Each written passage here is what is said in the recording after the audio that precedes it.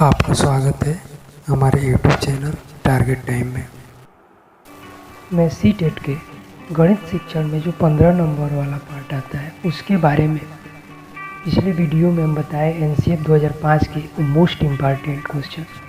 उसके बाद हम गणित शिक्षण की विधि के बारे में बताएंगे, वो सारी विधियाँ और उसमें कौन कौन से पॉइंट जुड़े होते हैं उसके बारे में।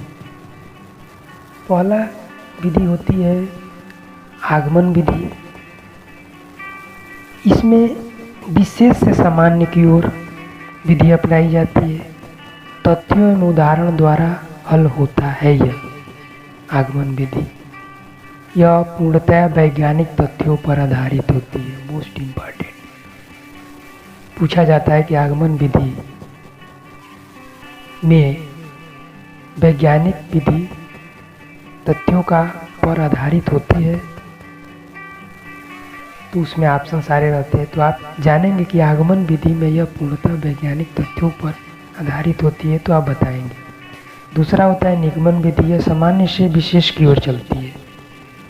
सामान्य से विशेष की ओर निगमन विधि का प्रयोग होता है। इसमें परिभाषा सूत्र एवं निर्देश द्वारा हल होता है। अंकगणित एवं बीजगणित के लिए लाभदायक निगमन विधि होती है। अंकगणित और बीजगणित के लिए कौन सी विधि अपनाई जाती है? निगमन विधि। ध्यान रहे। संश्लेषण विधि ज्ञात से अज्ञात की ओर होती है। तथ्य की सत्यता की जांच भी होती है। इससे रेखा गणित में विशेषकर उपयोग होती है। हमने बताया संश्लेषण विधि में रेखा गणित का विशेषकर उपयोग होता है। निगमन विधि में अंकगणित और बीजगणित का उपयोग किया जाता है। संश्लेषण विधि में रेखा गणित का प्रयोग किया जाता है। विश्लेषण विधि अज्ञात से ज्ञात की ओर होती है। समस्याओं को छोटे छोटे भागों में विभाजित करना और उसका अध्ययन करना, ये विश्लेषण विधि के अंदर आता है। अन्वेषण या ह्यूरिस्टिक विधि, इसमें तर्क, निर्णय, कल्पना, चिंता का ज्ञान होना है। यानी अन्वेषण या ह्यूरिस्टिक विधि में तर्क, निर्णय, कल्पना और चिंतन का ज्ञान होता है। छात्र इस विधि में स्वयं खोज करते हैं। अन्वेषण ही का मतलब होता है खोज या ह्यूरिस्टिक। तो बच्चे इसमें खोज से अपना तर्क, निर्णय, कल्पना और चिंतन का विकास करते हैं। प्रयोगशाला विधि स्थूल से सूक्ष्म की ओर चलती है।